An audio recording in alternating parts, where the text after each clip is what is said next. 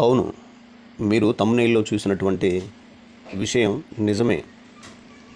మొక్కలలో కిరణజన్య సంయోగ క్రియ జరగాలి అనంటే సూర్యుడు అవసరం లేదు. బైబిల్ ఆధారంగా ఇది చూద్దాం.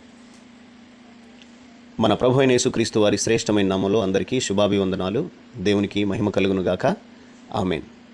దేవుడు వాక్యాన్ని బైబిల్ రూపంలో మానవ జాతికి అందించాడు ధ్యానించమని, ఆ వాక్యం ద్వారా జీవితాన్ని నిలవబెట్టుకోమని.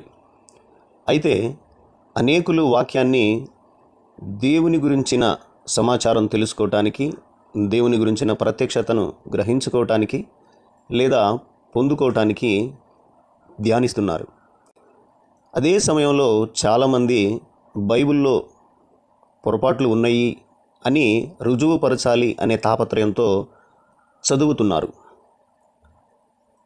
ఏదేమైనప్పటికీ బైబిల్ చదివే వాళ్ళ యొక్క సంఖ్య ప్రపంచవ్యాప్తంగా చాలా అధికంగా ఉంది, వేరే ఇతర గ్రంథాలను చదివే వారి సంఖ్యతో పోలిస్తే. సరే, దేవుని వాక్యంలో ఉన్నటువంటి సత్యాన్ని గ్రహించుకోక లేదా సత్యాన్ని ఒప్పుకోలేక అనేకులు వాక్యాన్ని తప్పుపట్టాలనే ఆలోచనతో చాలా ప్రశ్నలు సంధిస్తూ ఉన్నారు. వాటిలో అనేక ప్రశ్నలు వక్రీకరించినవే, అపార్థం చేసుకున్నవే. అలాంటి ప్రశ్నల్లో ఒక ప్రశ్న ఏంటి అనంటే, దేవుడు సృష్టిని చేశాడు. ఆ సృష్టి క్రమంలో భాగంగా 3వ దినాన వృక్షాలను, వృక్ష జాతులను సృష్టించాడు. ఆ తరువాత 4వ దినంలో సూర్యచంద్రుల్ని సృష్టించాడు. మొక్కలు సాధారణంగా కిరణజన్య సంయోగ క్రియని చేసుకుంటాయి. ఆ కిరణజన్య సంయోగ క్రియ అనేది సూర్యుడి నుంచి వచ్చే వెలుగు ద్వారా జరుగుతుంది.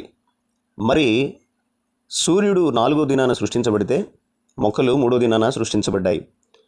మరి వాటికి జీవనాధారమైనటువంటి లేదా జీవక్రియ అయినటువంటి కిరణజన్య సంయోగ క్రియ ఎలా జరిగింది? సూర్యుడు తర్వాత సృష్టించబడింది కదా. చెట్లలో కిరణజన్య సంయోగ క్రియ ఎలా జరిగింది, అవి ఎలా బ్రతికాయి అనేటటువంటి ఒక సందేహాన్ని వాళ్ళు వెలబుచ్చుతున్నారు.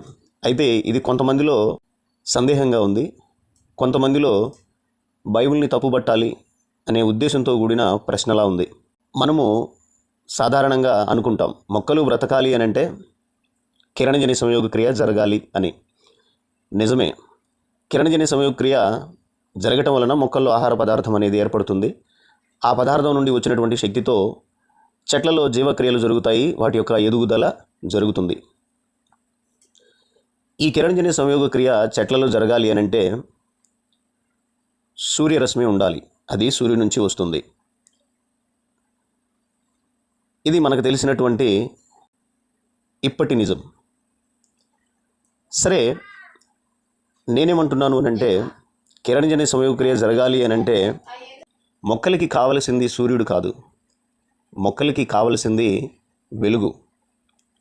దేవుడు వెలుగుని ముందుగానే సృష్టించాడు. దేవుడు వెలుగుని మొదటి దినంలోనే సృష్టించాడు. ఆ వెలుగుతో 3వ దినాన సృష్టించబడినటువంటి మొక్కలు కిరణజన్య సంయోగ క్రియని జరిగించాయి.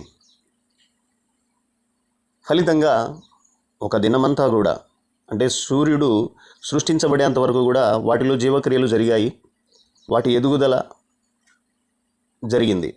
కిరణజన్య సంయోగ క్రియ జరగాలి మొక్కలలో అనంటే మొక్కలకు కావాల్సింది సూర్యుడు కాదు, వెలుగు కావాలి. ఈ సత్యాన్ని గ్రహించినట్లయితే మనకు అర్థమవుతుంది. దేవుడు మొదటి దినంలోనే వెలుగుని సృష్టించాడు. ఆ వెలుగు ద్వారానే మొక్కల్లో కిరణజన్య సంయోగ క్రియ జరిగింది. దేవుడు మహిమ గలవాడు అని మనం నమ్ముతాం. దేవుడు ఎవరు అనేది ఆ పాయింట్ లేదా ఆ విషయాన్ని పక్కన పెడితే, దేవుడు మహిమ గలవాడు అని ఆస్తికులందరూ కూడా విశ్వసిస్తూ ఉంటారు.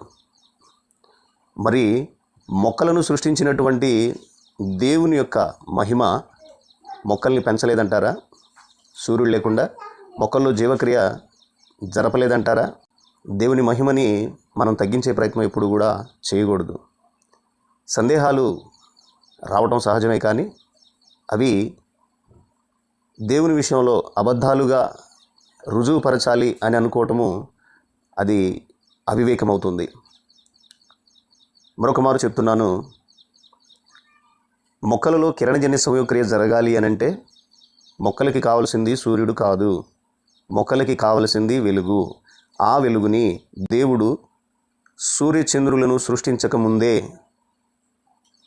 మొదటి దినంలోనే వెలుగుని దేవుడు సృష్టించాడు. ఆ వెలుగుతోనే మొక్కలలో కిరణజన్య సంయోగక్రియ జరిగింది. ఇది దేవుని యొక్క సృష్టి, దేవుని యొక్క మహిమ ద్వారా సృజించబడింది. ఆ తరువాత దేవుడు నియమించినటువంటి గ్రహాలు కానీ వస్తువులు కానీ అవి లేకముందే సృష్టి చేయబడింది. అవి వచ్చేంత వరకు సృష్టి కొనసాగింది అని అంటే దేవుని యొక్క మహిమ వలన కొనసాగింది. ఆ సత్యాన్ని గ్రహించుకోవాల్సిందిగా ప్రభు పేరిట మనవి చేస్తూ ఉన్నాను. దేవునికి మహిమ కలుగును గాక. ఆమె